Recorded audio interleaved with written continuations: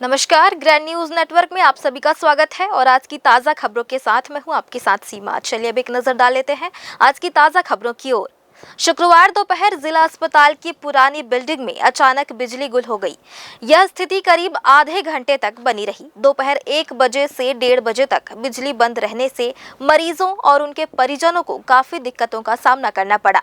बिजली जाने से अस्पताल के मेल और फीमेल वार्ड में अंधेरा छा गया। इस दौरान नर्सों को मोबाइल और टॉर्च की रोशनी में मरीजों की ड्रिप चेंज करनी पड़ी। वहीं गर्मी से परेशान मरीजों को राहत दिलाने के लिए उनके परिजन कपड़े को पंखे की तरह झुलाते नजर आए। बिजली कटने से न केवल मरीज परेशान हुए बल्कि डॉक्टरों को भी इलाज में दिक्कत आई। कई जरूरी जांच समय पर नहीं हो सके। पहले से ही नेशनल हेल्थ मिशन के कर्मचारियों की हड़ताल के कारण अस्पताल की कई सेवाएं प्रभावित हैं।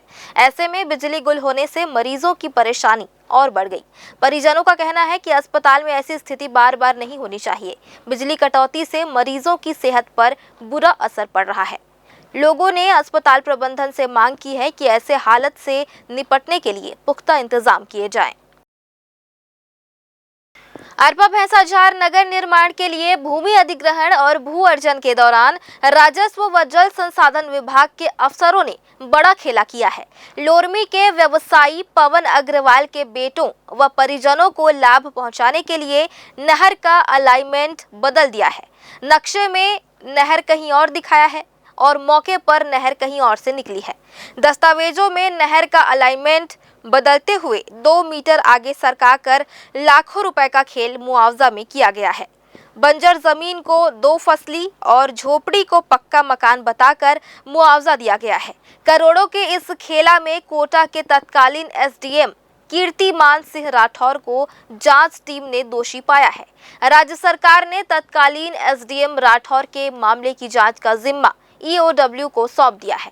राठौर अभी रायपुर कलेक्टर कार्यालय में अपर कलेक्टर के पद पर कार्यरत हैं। यह कार्रवाई भ्रष्टाचार निवारण अधिनियम की धारा 17 क के तहत की जा रही है। विभागीय पत्र के मुताबिक राठौर के खिलाफ गंभीर आरोप सामने आए थे, जिसके बाद एसीबी ने शासन से जांच की अनुमति मांगी थी। अब एसीबी व ईओडब्ल्यू की टीम कोटा के तत्कालीन एसडीएम व अपर कलेक्टर राठौर के खिलाफ जांच करेगी।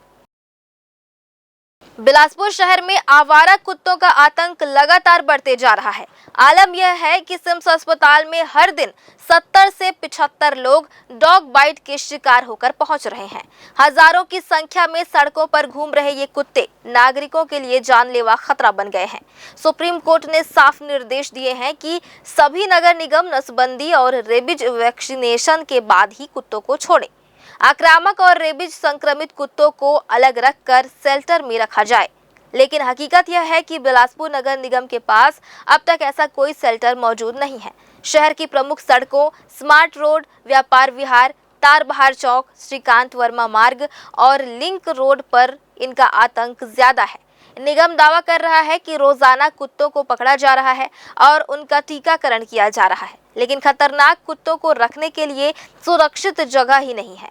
नतीजतन लोग ज्यादातर खतरे में जीने को मजबूर हैं। सुप्रीम कोर्ट के आदेशों के बावजूद अधूरी तैयारी और लापरवाही का खामियाजा आम जनता को भुगतना पड़ रहा है।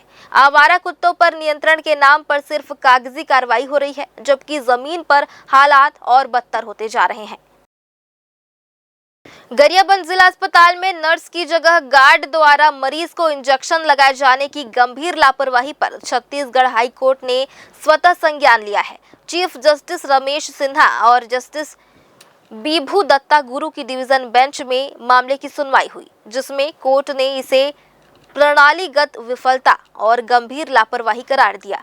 हाईकोर्ट ने गरियाबंद कलेक्टर से व्यक्तिगत हलफनामे के साथ जवाब तलब किया है। वहीं सीएमएचओ और सिविल सर्जन को नोटिस जारी करते हुए पूछा है कि भविष्य में ऐसी घटनाएं ना हो, इसके लिए क्या उपाय किए गए हैं। अब तक मामले में स्वास्थ्य तंत्र की जवाबदेही तय होना तय है। बिलासपुर जिले के तालापारा स्थित आंगनबाड़ी केंद्र में लापरवाही से रखे गए डीजे के भारी भरकम सामान के गिरने से मासूम बच्ची मुस्कान महिलांगे की मौत के मामले में छत्तीसगढ़ हाई कोर्ट ने स्वतः संज्ञान ले लिया है। इस मामले को जनहित याचिका के रूप में स्वीकार करते हुए चीफ जस्टिस रमेश सिन्हा और जस्टिस बीभू दत्ता गुरु की डिवीजन बेंच ने बिलासपुर कलेक्टर से शपथ पत्र के साथ जवाब मांगा है। अगली सुनवाई 26 अगस्त को होगी। तारबहार क्षेत्र की रहने वाली मासूम मुस्कान 14 अगस्त को स्कूल परिसर में संचालित आंगनबाड़ी के पास खेल रही थी। तभी डीजे का भारी सामान उसके सिर पर गिर गया। सिर में गंभीर चोट लगने से इलाज के दौरान उसकी मौत हो गई। पोस्टमार्टम रिपोर्ट आने के 7 दिन बाद आरोपी डीजे संचालक रोहित देवांगन के खिलाफ एफआईआर दर्ज की गई। दरअसल ग्रैंड न्यूज ने इस मामले को बेहद प्रमुखता से उठाया था और बच्ची की मौत की हकीकत को सामने लाया था। ग्रैंड न्यूज की रिपोर्ट के आधार पर ही शुक्रवार को हाई कोर्ट में सुनवाई हुई। राज्य सरकार की ओर से कोर्ट को बताया गया कि आंगनबाड़ी के भीतर डीजे का सामान एक कर्मचारी के रिश्तेदार द्वारा रखा गया था और इसी लापरवाही की वजह से यह दुखद हादसा हुआ। अब आरोपी के खिलाफ केस दर्ज कर लिया गया है। हाईकोर्ट ने मामले की गंभीरता को देखते हुए बिलासपुर कलेक्टर को शपथ पत्र पेश करने का आदेश दिया है। अगली सुनवाई 26 अगस्त को होगी। फिलहाल आज की ताजा खबरों में बस इतना ही। अगले बुलेटिन में फिर होगी आपसे मुलाकात। तब तक के लिए आगे की खबरों के लिए चलते हैं मेरे सहयोगी एंकर के पास। मुझे दीजिए इजाजत। नमस्कार।